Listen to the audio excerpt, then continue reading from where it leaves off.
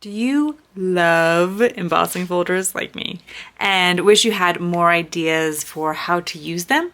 Hi, I'm Jess from JessCrafts.com and I'm here to help you make the most of your crafty time and supplies. So let's get making. Today I wanted to suggest 5 different surfaces to emboss besides cardstock. We all know we can emboss cardstock and make it look beautiful. And I just wanted to test some other crafty things or some other, papers, materials, whatever in my craft room that I thought would look beautiful embossed as well. So I have an embossing folder from Spellbinders and I'm obsessed with Spellbinders embossing folders. I love the size of them because it works for slimline and 5x7 as well as A2 size cards. And if you know my channel, I like to do different sized cards. So when Spellbinders reached out and wanted to know if I wanted to share their embossing folders of the month, I was like, yes, yes, yes, because I love them. So this was sent to me by Spellbinders, this embossing folder that I'm going to be using today, but just know I bought a whole stack of them beforehand because I just do really love them. Okay, so let's take a look.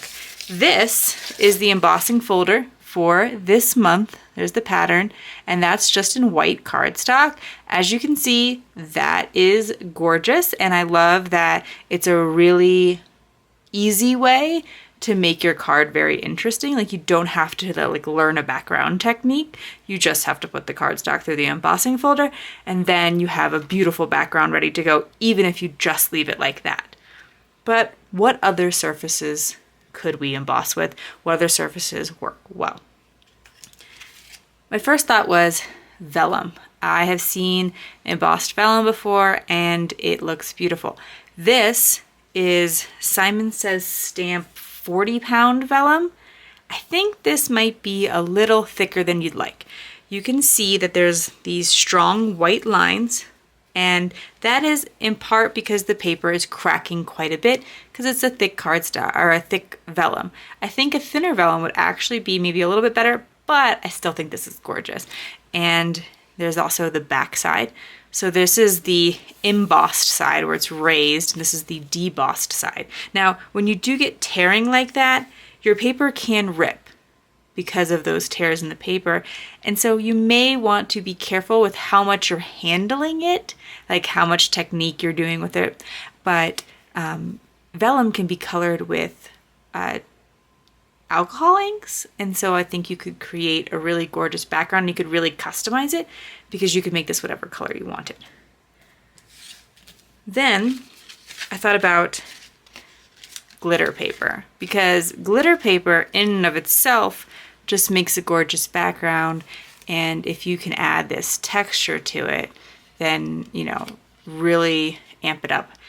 I tried the scrapbook.com glitter paper, and I think it came out really well. There's not a lot of cracking, but I also tried the die cuts with the View glitter paper, and it's a little bit thicker, not by much, and it came out a little bit better with a little less tearing.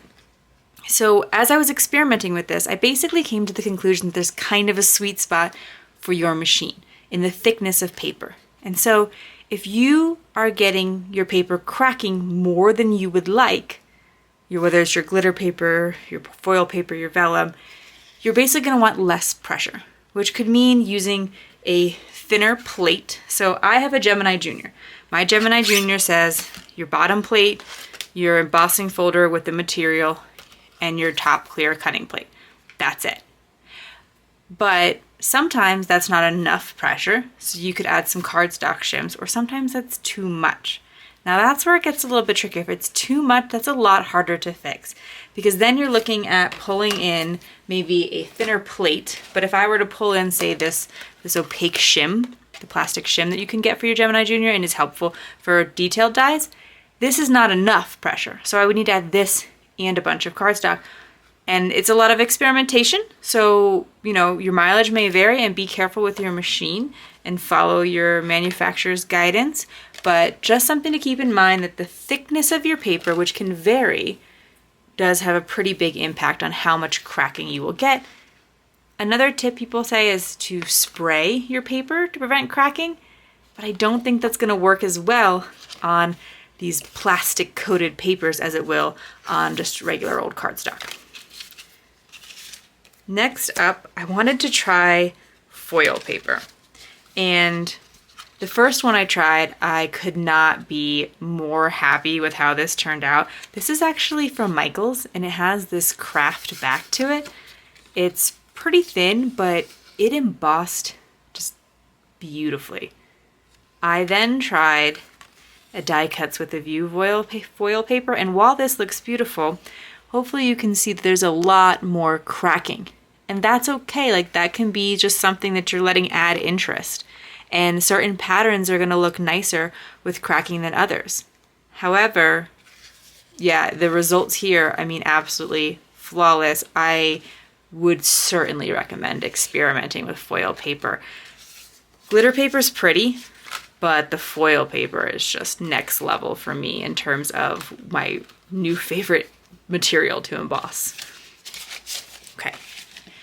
Then, I think this is pretty expected from me. I was like, well, I love pattern paper, so I could just emboss pattern paper.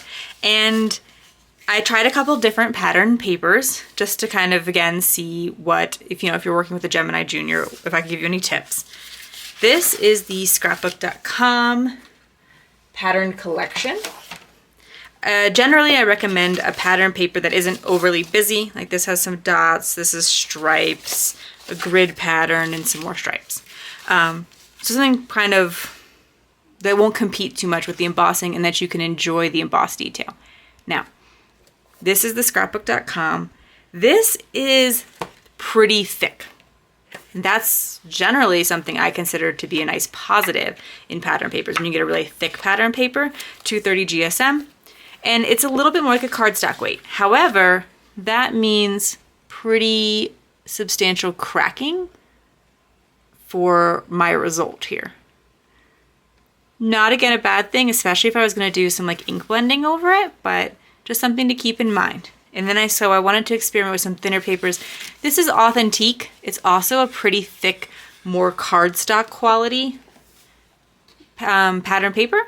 So also, again, a lot of cracking. In this case, I like the white cracking on the red a little bit more. I think it actually really added to it versus this one, but I think that's because Authentique paper has a little bit of a distressed look to begin with, so that might be something to consider, is going with a line of paper that lends itself to a distressed look. Then I went down to the Michaels pattern paper because I know a lot of people have Michaels pattern paper. Oh, and I mean, some of these are patterned on the back, and the important to note is the debossed side has a lot less cracking. So that could be a way around it if you have a piece that comes out and you're like, ugh, too much cracking, I don't like it. Try the back side. It probably has a lot less cracking, and then you might find that you're still happy with it for your project. A lot of the glitter paper, foil papers are more plain on the back, so I wouldn't be using those sides. I didn't really talk about those. But then I look at the Michaels paper. Yeah, this was the one I actually got the best result with my Gemini Junior. It's a very typical weight of pattern paper for me. And the Spellbinders paper, which is a little on the thinner side, I wanted to try that because I didn't know if thin would solve the problem. Like this is a little too thick, so it has cracking. This is a little too thin, so it has cracking. So unfortunately, like I said, there's just kind of a happy medium. But there is the really thin Spellbinders paper and the Michaels paper best result. Final, those are 4 different ones. So foil paper, glitter paper, pattern paper, vellum. The last one is not going to be obvious right away. This is watercolor paper. And this is not really going to shine until I actually add some watercolor to it. But something I did want to point out is, even if I wanted a just plain white embossed background, if I look at the cardstock that I embossed, oh, I'm sorry, this is the watercolor paper. If I look at the cardstock I embossed versus the watercolor paper tends to be a little bit more flexible and forgiving, and so there was actually a little bit less cracking in watercolor paper than in 110-pound cardstock. So if you want a smoother result, you might try just using watercolor paper versus cardstock for a more plain background. I'm going to do a little bit of watercoloring on the watercolor paper just to kind of better appreciate why using watercolor paper could be interesting. And you could watercolor your paper and then emboss it, or you could emboss it and then add your watercolor, and you will get two different results. But what's going to be interesting is we're going to be able to get some like pooling in the embossed areas, or perhaps the debossed areas that you're not going to be able to get in other ways of doing it. So you're going to see like you'll create these like pools of color, and that can really emphasize your pattern. And you can try to keep it very even, and no matter what, you're just going to get interesting areas where there's more and less color, and it's going to look artsy without you really having to know anything about watercolor or like how to make it artsy. Because I don't know about you, but like you see people who have the watercolor paper and they have just these really interesting spots where it's darker and adds all this interest and everything. I don't know how to recreate that on flat paper. But when I'm working with an embossing folder, it's just going to naturally do that for me. And so that's going to be, it's just something I like to try.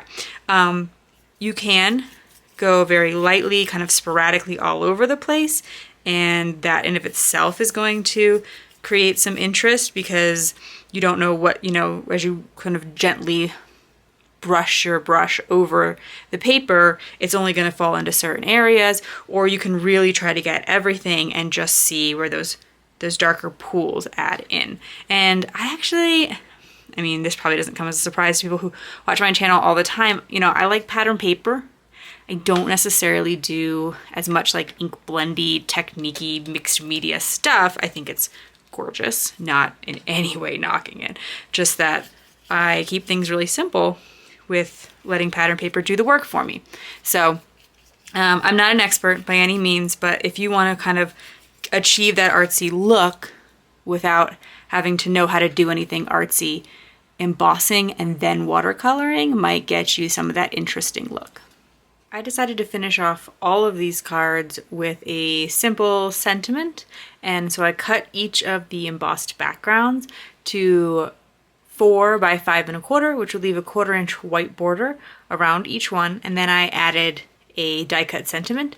And that's just because I wanted to keep it simple and just focus on the materials that I'm suggesting you emboss and the way that they wind up looking. So that's the plain cardstock, the vellum, which you can see adds a certain amount of interest, but you can't really adhere the vellum completely down because you'll see the adhesive. So this is a great case for like maybe adding little gems around it, and then you could add some little more dots of glue where you add gems.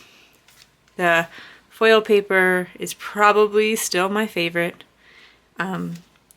Sometimes I went with ones that didn't have the like outline around them, just to kind of see what that would look like. Glitter paper though, super gorgeous. I don't know, maybe I don't have a favorite. And I, as I mentioned before, used all kinds of different pattern paper, glitter paper, foil paper that I had. One thing I will say is with this this foil paper here, there was some cracking which led you to see white bits like along the embossing, and I took Distress ink and I put Distress ink over that, and that really made it a lot more subtle. And then I was able to wipe off the excess on the rest of the foil, because generally the foil would resist Distress ink, but the white parts are just more regular paper that kind of come through, and so they don't resist the distress, and this allows me to kind of take back some of that cracking, the look of the cracking a little bit. But, sometimes just the right foil paper will do the job. However, if that's all you have, I wanted to offer that as a suggestion. And then here, I got a lot of cracking on the embossed side, but this is the debossed side that I used for the final card. And I had suggested that earlier, so a little note about pattern paper. I did have some of my paper rip on me when I was adding adhesive because there was cracking. Like this was the thinner paper that cracked with the embossing folder. Of course, you can adjust your shims so that you have less cracking to begin with, but if you do notice a lot of cracking and you still want to use it, be sure to be a little bit more gentle. Maybe add like a liquid glue, because I was using my ATG and you like pull the adhesive down and that was causing some of the rips. So a liquid glue might be a better solution there. The same thing here, I added some distress ink to kind of cover up the cracking, so you'll still see that it has that pattern paper in the background with those settled dots. But because I inked over it, you notice less of the white cracking showing through. And then here's the watercolor paper where I was able to get a kind of artistic look without having to do anything special and just literally kind of brushing some color over it. So I hope you found it helpful to see some different ways and different materials to use your embossing folders on. Hopefully this has inspired you to grab those out of your stash and create a few more cards. If you are interested in the Spellbinders embossing folder of the month, I think it is a great deal and it works for a lot of different crafters because of the size of it. There will be a link to that and some other supplies in the video description below. If you found this video inspiring, here's another video where you can find more ideas for enjoying your crafty time and supplies.